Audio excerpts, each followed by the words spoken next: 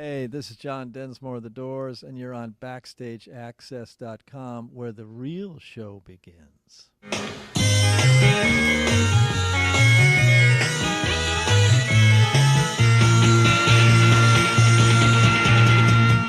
It will be untrue. Know that I would be a lie if I were to say to you. BackstageAxxess.com. We're here at the Record Archive in Rochester, New York, with Rock and Roll Hall of Famer and Doors legend John Densmore. Legend. I'm still alive, thank you. John just came out with a second book titled The Doors Unhinged on Percussive Press, and the book goes into great detail about the trial that Mr. Densmore waged against his former bandmates, Mr. Manzarek and Mr. Robbie Krieger, and proper usages of the band name going forward. And but way back when you initiated the trial, what was the major tipping point to say, you know what, this is it, I gotta do something here? Well, I mean, Ray and Robbie were on tour, and I kept seeing the ads, and I kept calling Robbie and said, you got to do something about this. You got to, are you kidding? It doesn't, the 21st century is so small, and the logo's so big, and they didn't change it, so I had to do it. And if you read the book, it obviously goes into great detail about, there's a lot more that goes into it because regarding the Buick commercial back in the late 60s when Jim Morrison was alive, and Come on Buick, light my fire. And he didn't have he obviously didn't want to do the commercial. Well, what he did was that he said he would smash a car on television with a sledgehammer, and I took that as a no. Right. And so obviously you're protecting the legacy and integrity of the band. You have been ever since then. And the words that Jim left obviously mean a lot to you, maybe not as much as to other people, but you take that to heart. And 45 years you've been kind of, leading the crusade to protect the, And if you're a new band trying to pay the rent, maybe hawk your stuff for commercials. But right. Later, if you get some success, then maybe re-examine that. Tom Waits said, do you want to change your lyrics to a jingle? And just go on to exactly what we're talking about here when John was mentioning about the Doors name. You want our video guy to kind of get a close-up of that? Maybe you can kind of see that, where the 21st century is not as prevalent and big as font as the Doors itself. And this is actually a t-shirt that was actually bought by our video guy at a show back in Chicago in 2003 on this tour that John actually So you can see it's like, okay, the Doors without Jim Morrison, the Stones without Mick, the Police without Sting. Can't do that. Come on. Founding members of the Doors is totally cool, which is what's going on now. The Doors are back on their hinges. And this book just came out last week. And how long did it take you actually to write the book, the whole thing? Forever. This is my was it longer than the first book? Did it take you longer? This is my second self-centered memoir. The first one was about 10 years off and on. This one's three or four. How did you remember all the details? This is a very detailed-oriented book, and every nook and cranny of emotion and trial and tribulation through the whole process. I mean, it seems like you documented it very well. So my question is, how did you remember everything? To write is to rewrite. I skimmed 20,000 pages of trial transcripts and pulled out what I felt would be good. And then I tried to write some interior dialogue so it wouldn't be so antiseptic and boring, Right. And going back to the Buick, I call it the debacle. When you guys actually, after that, before Jim left for Paris, there were legal documents drawn up, and and this kind of obviously leads to where we are today, that all four members had an equal say of what business ventures you guys were decided to go forward. Obviously, Bob Green at the time, your tour manager, or I should say the Doors manager, was kind of a substitute for Jim going to Paris, but it did not give him any type of power to, say something was okay unless when Jim was alive to obviously okay that. Damn, you read this thing. Yeah, I did. Yeah, yeah. I didn't realize until the trial. And then I see all these little one-page agreements, several of them, about no one can do a commercial. You have to have approval, blah, blah, blah. And it was Jim. Like, he's leaving for Paris. And you think about it. He did not really write Light My Fire. We needed one line, and he thought of Our Love Become a Funeral Pyre. But, yeah, right. So he cares about the whole catalog, right. That's sweet. But that obviously it was very forward thinking because, obviously, nobody predicted his demise, but, obviously, putting that one, those couple lines in really, shaped your future, as a entity of the Doors. Jim couldn't play one chord on one instrument, so he was insecure about that and said, how do you write songs, and why don't we just share everything, share the writing credit and the money, and I have a nice house and a couple groovy cars, and I know the other guys do too. I know to the penny what they got, and so it's not a case of somebody being broke and needing the dough. Right. So I'm still hearing Jim's ghost.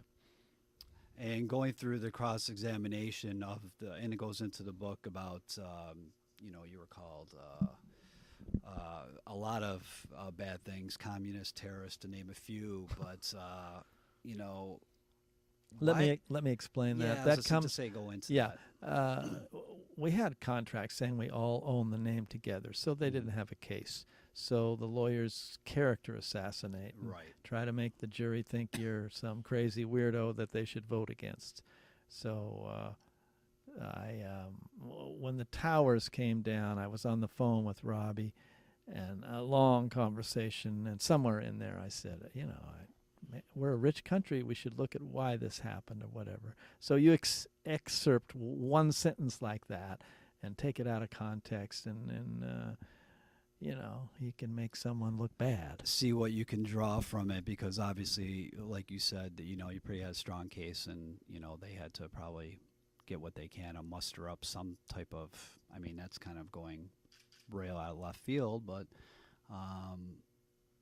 obviously, your character was kind of in question at that time. And did you ever feel that from other musicians when you were hearing about the trial that maybe you were looked at or treated that differently after hearing that? Not other musicians, but or friends or family. When too. I started the tough legal struggle, some hardcore fans were like, "Man, he's ruining the band we love," and that's why I have struggled for years to get this story out.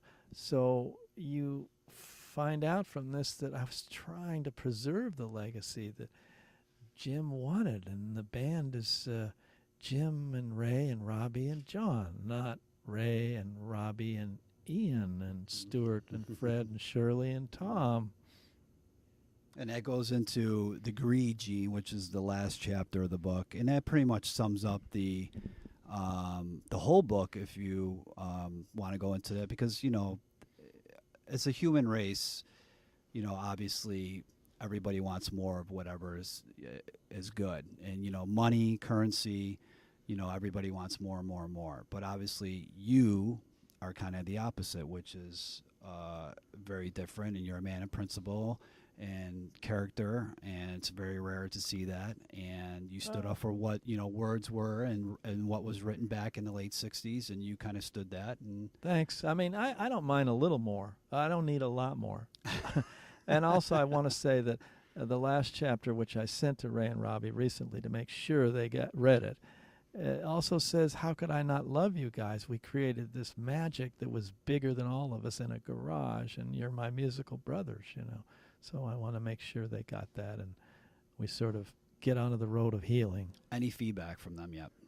Yeah, Robbie, and we're all talking a little bit now. Robbie and I are going to hang pretty soon. Okay, so Yeah. it's not as in dire straits as the book probably points it out. You guys are kind of on the road to mending, is what. Right, but we're not going to go on the road with the gymitator. But, in the back of my mind, I thought, oh, what a sweet thing maybe to play like Pink Floyd, who's had their struggles. They did Live Aid or something. They did Live Aid in 2005. They did when all the 8 countries got together. They Right. the original Pink Floyd at the time So got together and did. what did if we did an altruistic one-off or two? That would ring true. right?